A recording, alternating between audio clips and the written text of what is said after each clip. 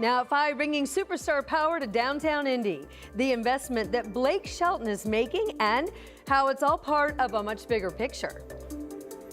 Also kicking off the month of May, the events you can look forward to as we count down to the Indy 500. Day 2 of open testing here at Indianapolis Motor Speedway. Nothing beats the sound of cars on track. We break down everything you need to know that's coming up in sports. Oh, it sounds great, and it is almost May. Spring chill is in the forecast. I'll have the numbers. Intervention before incarceration. I'm Ashton Hackman. How city leaders say a new option for Indy's youth is doing just that.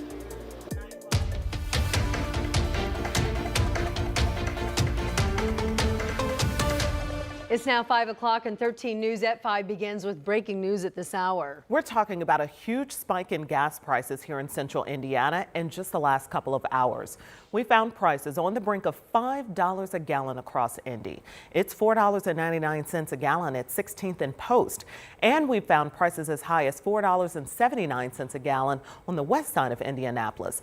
That's more than a 50-cent jump in this area, and it's about $1.20 more than the lowest gas prices reported in Indy this morning, which was $3.54 a gallon. Oh, I hope you filled up this morning instead of on the way home. Patrick DeHaan of Gas Buddy predicted a big spike earlier today, so it is exactly what he said. He said the high prices are due to the conflict with Iran and also refinery issues. We had also been paying less for gas here in Indiana due to the suspension of the state sales tax on gasoline. The governor lifted that this month, and that tax per gallon is 17 cents. The governor has not said if he will extend that into May. Other big news today, Blake Shelton is the latest big name betting on downtown Indy. The country star announced plans today to bring a massive new Ole Red restaurant to downtown Indianapolis. Ole Red. So this will be the 7th location for one of Shelton's Ole Reds nationwide. A live music and restaurant venue. Emily Longnecker there for the big announcement today on the Bicentennial Plaza and shares what this new development will mean for our downtown. Emily. Well, you know, more than a few times during today's announcement, people reference what's become a familiar sight downtown. The cranes in the air with all the construction. Ole Red will now be a part of a wave of investment reshaping the Fieldhouse district. It's going to be amazing, and it's just going to be a great time, and it's going to be a hot spot. That's country superstar Blake Shelton's prediction about bringing Ole Red to downtown Indianapolis.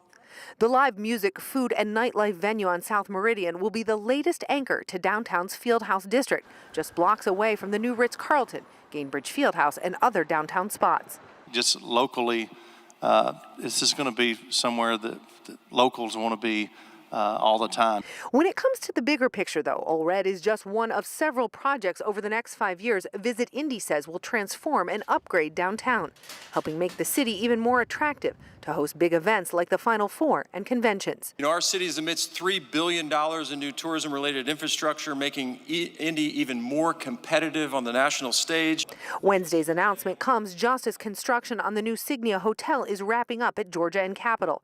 That expansion alone, according to the convention center, is set to have a $230 million impact via new conventions coming to town, while keeping some of the big gatherings Indy already hosts, like FFA and the FDIC, the Firefighters Convention that just wrapped up.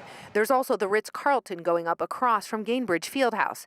It will also include a live music venue and is expected to open in 2028. All of it reasons Indy was such an attractive market for Ole Red to locate to. It just felt like Ole Red was a perfect fit for the portfolio of things that not only Pacer Sports and Entertainment are doing, but what the city is doing at large. Ole Red is set to open at the end of 2027, and then here comes the women's Final Four in 2028, followed by the men's Final Four in 2029. Just some of the big events that will be happening downtown in the next couple years, and now Ole Red will be part of that. In downtown Indianapolis, Emily Longnecker, 13 News. The live music lineup at Ole Red includes country stars from the past and present, as well as new talent looking for a big break.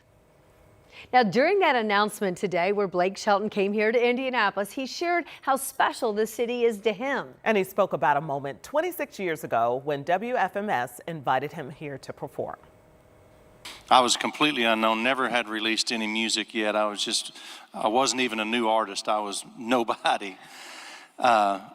We got in the car and drove up, and we got to get on stage and perform, and that was the very first time here in Indianapolis that I ever performed in public. Wow. What it was my first single, Austin, and to see the crowd reaction, and then the station guys later was like, man, that was a big reaction, you know, we think that could be a hit, you know, and of course it ended up being my first single and my first hit.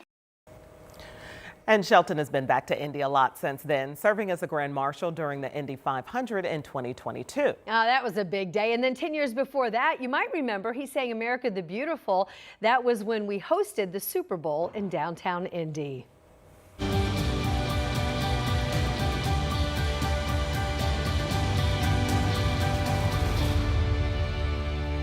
That picture at the track from 2022. We're looking ahead. The month of May is almost here.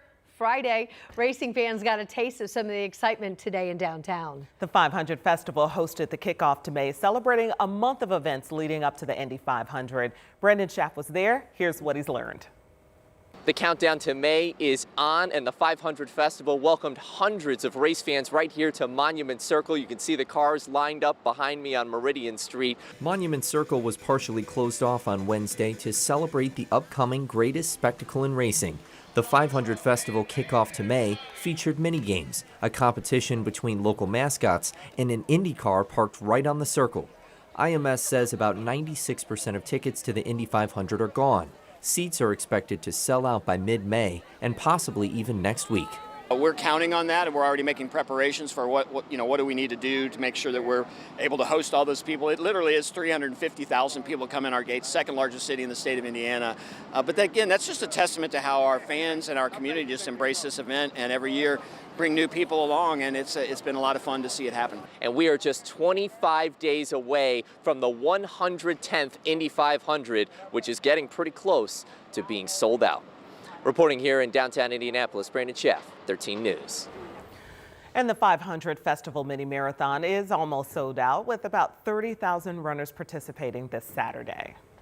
And of course, we are your home for the Mini. We're going to have crews spread out all along the course to bring you all the action. You can watch WTHR's live coverage of the race right here on Channel 13, starting at 6 o'clock Saturday morning.